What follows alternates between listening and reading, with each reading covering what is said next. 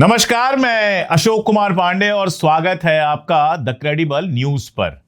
नरेंद्र मोदी जी विदेश की यात्रा पर गए हुए हैं, आराम से घूम रहे हैं। कल पहुंचेंगे न्यूजीलैंड, ऑस्ट्रेलिया। कहीं 1+1, 2 और 11 कर रहे हैं, कहीं 26 में 8 है, कहीं कुछ जो कर रहे हैं वो तो ठीक है।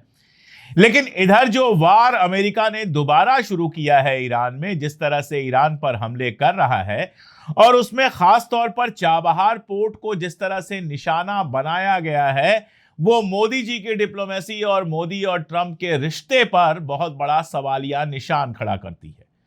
आप कह सकते हैं कि निशाना तो वो सबको बना रहा है। बुशहर पे भी हमला किया है, मशहद के रास्ते पर हमला किया, इसके अलावा और सारी जगहों पर। जुनूबी ईरान जो है, सदर्न ईरान जिसको कहते हैं, साउथ का ईरान कहते हैं, वहां पर वो लगातार हमले कर रहा है, ये आप कह सकते हैं। तो फिर चाबहार में खास क्या है, मैं आपको बताता हूं चाबहार में खास क्या है। आप जानते हैं कि ये बात बताने वाली नहीं है कि चाबहार में पिछले 9 सालों में 1000 करोड़ रुपए नरेंद्र मोदी खर्च कर चुके हैं। नरेंद्र मोदी ने अपने पॉकेट से नहीं खर्च किया है, भारत सरकार का 9000 करोड़ रुपए, हमारे आपके टैक्स का 9000 करोड़ रुपए चाबहार में खर्च हो चुका है।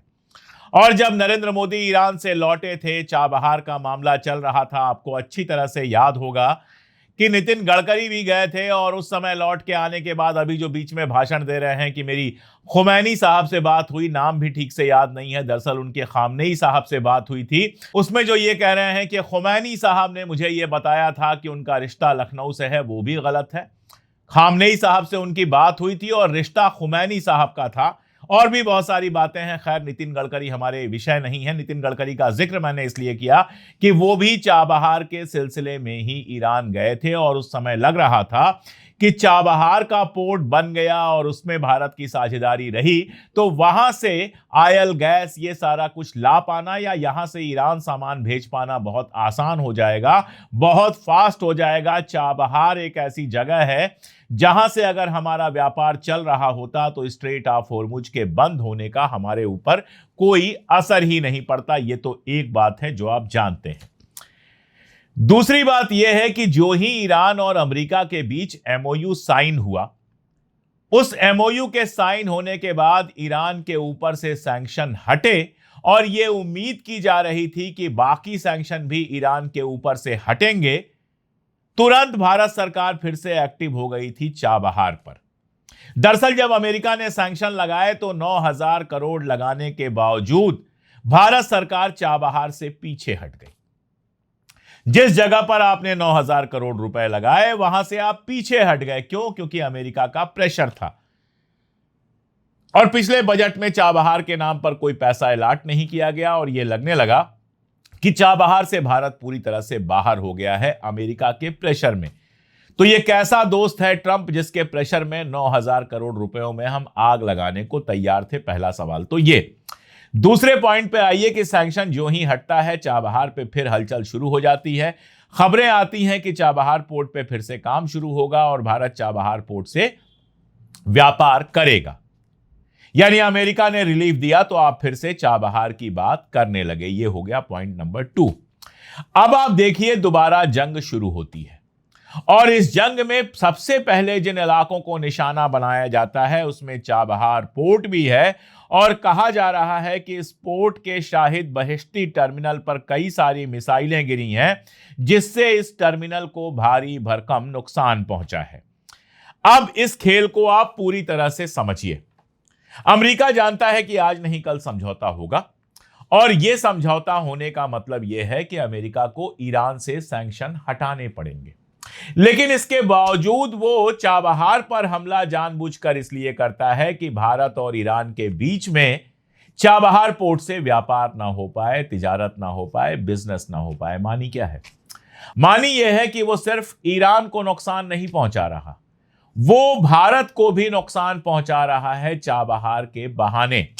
वो नहीं चाहता है कि चाबहार पोर्ट से भारत और ईरान के बीच में व्यापार हो और मिडिल ईस्ट के लिए एक नया रास्ता खुले। और थोड़ा सा इसकी खुदाई करिए और बात समझ में आएगी। जब ये पूरा खेल चल रहा है इसके बीच में एक और बड़ी बात हुई है। आपको याद होगा G20 हुआ था इंडिया में, जिसको लेकर बहुत शोर मचाया गया था और उसी समय यह ऐलान किया गया था कि हाइफा पोर्ट पे अडानी को जो दिया गया है हाइफा पोर्ट, वहां से व्यापार होगा भारत का। और हाइफा पोर्ट खुल गया था पूरी तरह से। हाइफा पोर्ट आप जानते हैं अडानी मैनेज करते हैं, और यहां गुजरात के बंदरगाह भी अडानी मैनेज करते हैं, तो वहां से यहां सामान आना जाना शुरू हो गया था। यह पूरा रास्ता अडानी के लिए खुला हुआ था, और फिलहाल ज्यादातर जो हमारा समंदर का व्यापार हो रहा है वो उसी रूट से हो रहा है। हाइफा आप जानते हैं इजराइल में है। अब अगर चाबहार पोर्ट शुरू हो जाता है तो ईरान के साथ जो हमारा व्यापार होगा, और सिर्फ ईरान के साथ नहीं, बहुत सारे और मुल्कों के साथ व्यापार हो सकता है, वो चाबहार के थ्रू हो सकता है। जैसे रशिया और ईरान के बीच जबरदस्त व्यापार है, आप जानते हैं नॉर्दर्न सीमा के पास समंदर का व्यापार होता है, तो समंदर से रशिया से चीज ईरान में पहुंचे, फिर जमीन के रास्ते उसको चाबहार में पहुंचाया जाए, और चाबहार से वो इंडिया आ जाए। रास्ता छोटा हो जाएगा और रशिया के साथ ट्रेड आपका बढ़ सकता है। यानी भारत के लिए चाबहार हर तरह से फायदे का सौदा है, लेकिन हाइफा के लिए वो नुकसान का सौदा है, क्योंकि जितना व्यापार यहां बढ़ेगा हाइफा में उतना व्यापार घट जाएगा। यानी इजराइल का नुकसान होगा और अडानी जी का नुकसान होगा। आप सोचिए ये कैसे बर्दाश्त कर सकता है कोई। तो चाबहार को निशाना इसलिए बनाया जा रहा है ताकि भारत का व्यापार इस इलाके से ना हो सके। इसके साथ कुछ और चीजें जोड़ लीजिए तो समझ में आ जाएगा नरेंद्र मोदी जी की डिप्लोमेसी किस तरह से काम कर रही है। बांग्लादेश का जो कॉरिडोर बना है, पहले भारत उसमें शामिल था। चाइना, म्यांमार, बांग्लादेश और भारत, इसमें यह कॉरिडोर बनना था ताकि चाइना और भारत के बीच व्यापार तेज हो सके, भारत इस रूट से भी सामान अपना भेज सके और मंगा सके।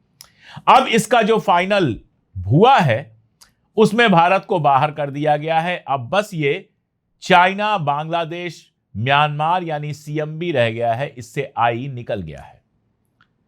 तो वहां से भी आपका व्यापार बाधित। यहां चाबहार से आप व्यापार नहीं कर पा रहे हैं, सिर्फ हाइफा के भरोसे आप व्यापार करेंगे। और आप ये सोच के देखिए कि जंग चल रही है ईरान से, लेकिन इनडायरेक्टली नुकसान पहुंचाया जा रहा है नरेंद्र मोदी को, जो इस जंग में अमेरिका और इजराइल के साथ खड़े होते हैं, जो इस जंग के शुरू होने से पहले इजराइल जाते हैं, उसको अपना दोस्त बताते हैं और कहते हैं हम हमेशा इजराइल के साथ खड़े हैं। और ट्रंप के साथ तो आप जानते ही हैं जिस तरह की दोस्ती है और जिस तरह की दोस्ती की कस्में खाई जाती हैं। My dear friend Donald Trump जो लगातार किया जाता है, कोई छुपाने की चीज तो है नहीं, वो तो आपको अच्छी तरह से पता है। तो ये कैसे दोस्त हैं जो आपका नुकसान पहुंचाना चाहते हैं? ये कैसे दोस्त हैं जो नहीं चाहते कि चाबहार फंक्शनल हो? ये कैसे दोस्त हैं? इसका फैसला आप कीजिए।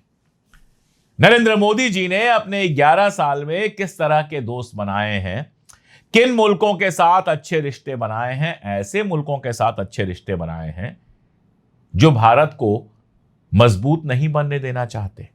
अमेरिका में कहा जाता है कि we can not afford another China, यानी हम एक और चाइना बर्दाश्त नहीं कर सकते, यानी भारत को हम चीन की तरह मजबूत बनने नहीं दे सकते।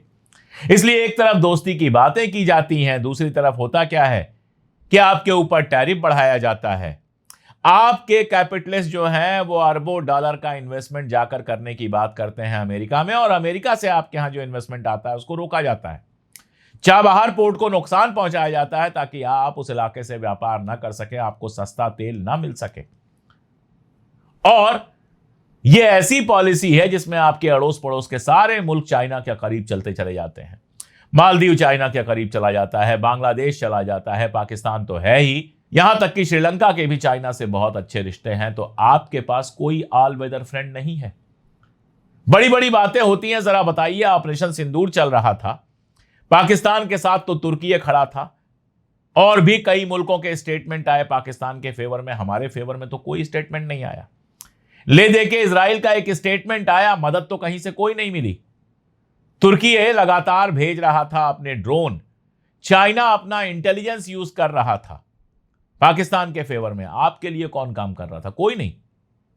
उसके बाद आप बाकायदा एक बनाकर प्रतिनिधिमंडल भेजते हैं, दुनिया भर घुमाते हैं, करोड़ों खर्च करते हैं, एक भी मुल्क से आपके फेवर में कहीं कोई स्टेटमेंट तक नहीं आया।